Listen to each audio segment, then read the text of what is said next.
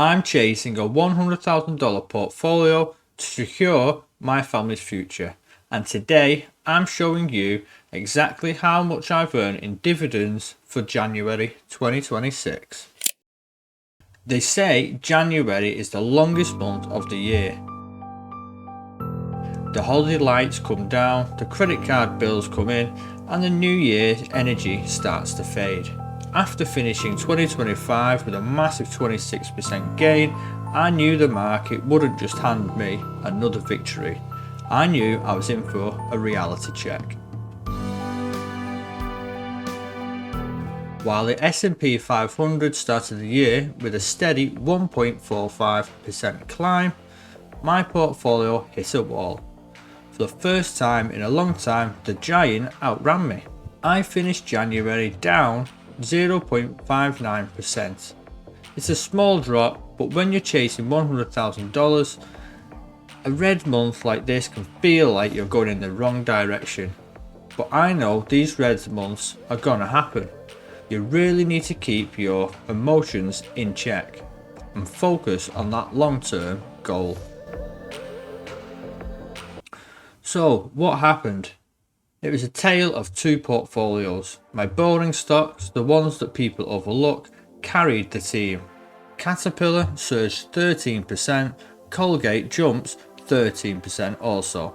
Even my gold ETF acted as a perfect hedge, up 11%.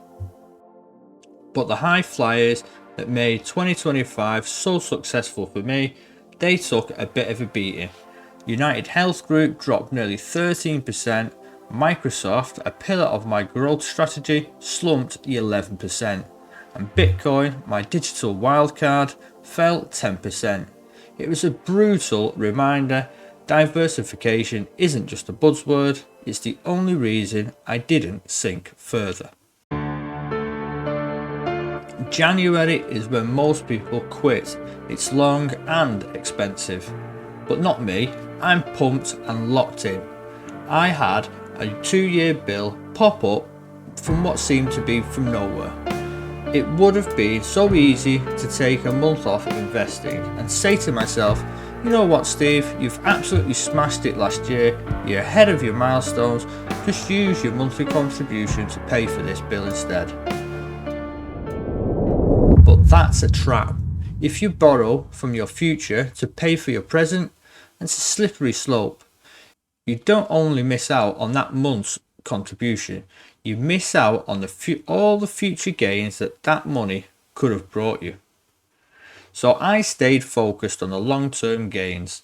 I looked at my 70% total gains over the last 2 years and realised, you don't build a legacy by skipping the hard months. In January, I followed the spreadsheet. I increased some tech positions, picking up shares in Nvidia, Microsoft, Amazon and Dell, while adding to Realty Income Group and Bank of New York. I bought what my new spreadsheet said was undervalued intrinsically. Even with the start of the year having a slight pullback on my portfolio balance, there was still a positive from this month.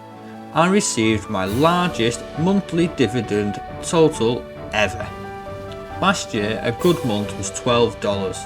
This January, 6 companies paid me a total of $17.56. Omnicom Group and EOG Resources led the pack, with Pepsi, Dell and FedEx adding to the pot. When the market prices were falling, these paychecks were growing. This is the beginning of an acceleration phase. I can feel that 2026 is going to move faster than 2025 ever did. Watching the compounding effect is going to be so exciting. My balance sits at a healthy $8,375. My target milestone for the end of January was $7,588. So nearly $800 ahead of where I should be. The cushion that I built last year is protecting me today. I know I will see red months, and honestly that is fine. It's all part of the process. I also know long term, the green months, the green years are going to outweigh the red ones. It's your emotional strategy that keeps you in the game during the red times.